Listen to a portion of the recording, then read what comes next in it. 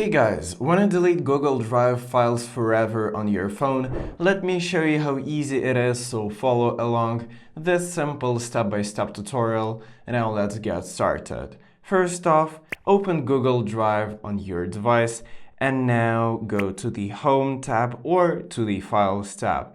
Now find the file that you wanna delete and simply click and hold it. Now, this will pretty much select this file, then tap these three dots at the top right. So this will bring up this pop-up menu.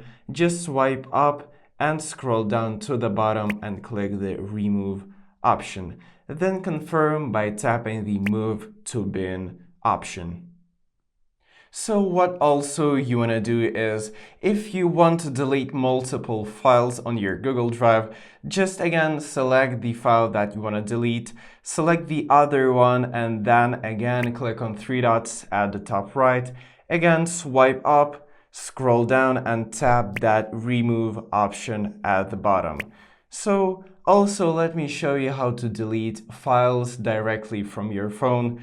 Exit Google Drive and open Files app on your device, then select the file that you want to delete and tap the Delete option. So that's pretty much it, guys. Thank you for watching and subscribe for more tips.